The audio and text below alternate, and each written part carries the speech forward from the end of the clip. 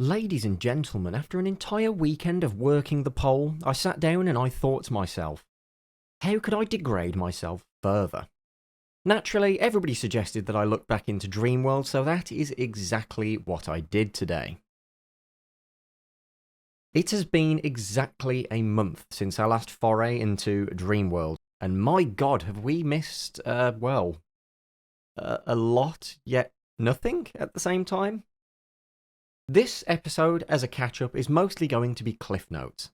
But for the rest of the stuff, I am going to show you some footage from inside the Dreamworld HQ. So, enjoy.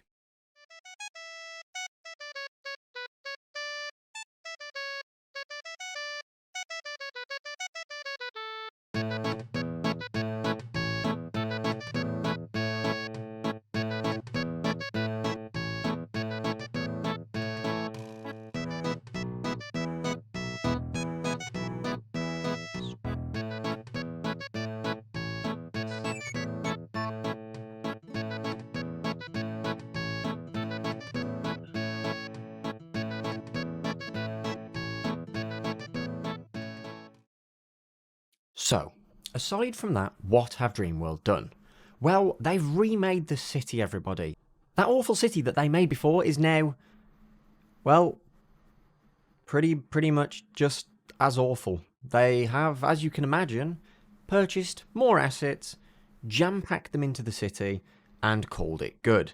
They also, for some reason, felt the need to mix up the buildings a little bit. All the roof tiles were just too similar, so they replaced one of the roofs with a book. Right, cool. But besides that, of course, these guys have been ploughing on with their amazing updates, one of which being water. We actually have water. For some reason, there is still the ice underneath the water that used to be the old water, but it's okay. We now have ice on the seafloor with water, but that's the least of our worries, though. Because, for some reason, they didn't even think to test this water. You may be thinking, well, what can be wrong with this water? Surely it's something they missed in, like, QA testing. They don't do quality assurance testing. But, no, the bug is that when you get close to water, it turns black. That's pretty hard not to test, considering that 90% of the world is now water. And of course, that's just to kickstart the list of things they've done that make no sense, that are stupid, and that just don't belong. Next up, they have made 6 crafting systems that are all using an identical interface and code. Now, here's what I can tell you. Let's just hope to God that if they want to change one of these crafting systems or production systems, that they want to change the other 5 with it as well. Because they're going to have to. As it is all using the same interface with a swapped background, meaning that they really don't have any wiggle room for changing this. Now, have you ever just been walking around in the wild and wanted to open a chest, and then open that chest, and then open that chest? Well, good news, with the new update of Schrodinger's chest, the chest is neither empty nor full. Every chest you can find in the wild, you can now open multiple times and infinitely loot them. Because as we know, any time any of them go anywhere near the code for chests, something catastrophically breaks. And in this case, they just keep randomly generating random shit. So, congratulations guys, 10 out of 10 on that one. They also added over 100 new resources, but then very quickly realised that they didn't have anything to use the resources for. So we started seeing things such as crystal shovels that require fish to be crafted. Right, this is just one of many weird recipes. I don't even think they know why they've added these. As an added bonus, they have also added the elusive flying ship into the game. Now, I say elusive because only the $2,000 backers received this. Now, here's the catch. I don't have any footage of this flying machine, and you might be thinking, but Callum, how? How do you not have footage of this? Well, nobody that paid $2,000 to play the game is still playing the game.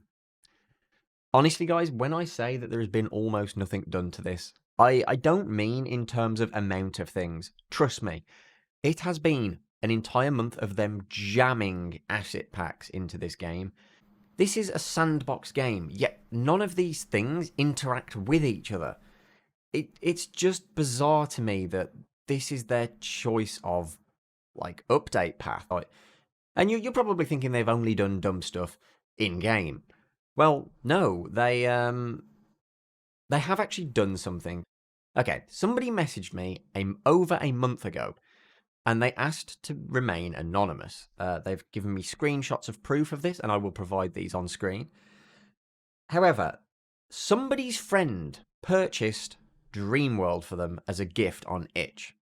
Now, I just want to start off by saying, if your friend buys you Dreamworld as a gift, that person is not your friend, and you should remove them from your life immediately. But here's the thing that annoys me about this. This person reached out to me and said, hey, I can't get into the Discord, all invite links have been removed. I also can't get any responses from emails. They won't give me the game that was purchased, and they showed me proof of purchase. Now, what happened is this person got an email, and this person didn't even know about me, my videos, or the Dreamworld scandal at all. They found me after this. And they came to me and said, they emailed this person and said, hey, thank you for purchasing Dreamworld. We'll give you your key after you give us your full living address and full name and blood of your first child. And naturally, this person responded saying, I live in Europe. You know, the general data protection means that I don't have to give you this. Now, he proceeded to keep emailing them, say, hey, so am I getting my game or am I getting a refund? Hey, and just kept emailing them. Not aggressively, and they just wouldn't respond. Now, this person has no other way to reach out to anyone from the Dreamworld team, which is frankly disgusting. Because they've taken this child's money, and they will not give them the game. And it's been over a month. So I put them in touch with the Gearstorm guys, as I'm on really good terms with them. Like, we can have a civilized conversation. Gearstorm are the developers that Dreamworld hired as contractors. Well, I got them in touch with them, and I was told by this individual that the Gearstorm guys actually offered them free copies of their own games from their Steam library as compensation because they can't do anything about it.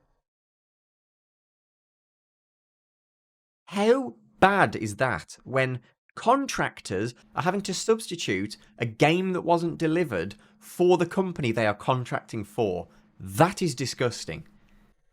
If your company is unable to provide a product, you provide a refund. You don't keep the money and keep stringing people along.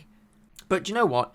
All I'm going to say is, Zach Garrison, do the right thing, because you know who this is, and I know that you've been put in touch with this person. Because one of the Gearstorm guys tried to get you in touch with this person to make things right, and you just never reached out. I know that for a fact. But the bit that you're all here for, you know, the reason that you clicked this video, the developers have left. That's right, the contractors that they had hired, their term is over. So what does this mean? It means that Zach and Garrison are out in the cold again. They're alone in the forest, shivering. Nowhere to turn but the Unreal Asset Store once again. So, I feel like this means that we're about to start seeing some absolute comedy gold updates taking place again. We're going to go back to the golden age, the good old days of Zach and Gary just slapping assets together and calling it good. We are going to see some comical bugs again starting from next week, and all will be good in the world again, and I'll probably start making more videos on Dreamworld again, because honestly, I feel that there's a lot of content-worthy stuff that's about to happen. Ladies and gents, I'm thoroughly thrilled to be able to be giving you your fix of Dreamworld after a long month of waiting. I stopped making videos on Dreamworld for 2 reasons. 1, they weren't doing anything interesting. 2, I wanted to see if my channel could survive without Dreamworld. Good news, it can. But now that the cogs have started turning again, and the team is once again falling apart, I am happy to be back reporting on it, and I will try to make it once again a weekly or at least bi-weekly thing. I won't make any promised schedule on this, because I've got a lot of videos and subjects and topics that I want to cover. But alas, it is the end of the video. As usual, I'm going to be over live on Twitch if you are watching this as it premieres. Hop over, we're going to be playing some marbles, we're going to be chatting about the podcast we started this week, and also I've got some cool new toys for you guys to mess around with on Twitch. I'm sure you're going to break them, but hey, let's have some fun with it. And it goes without saying, a massive thank you to the Patreons.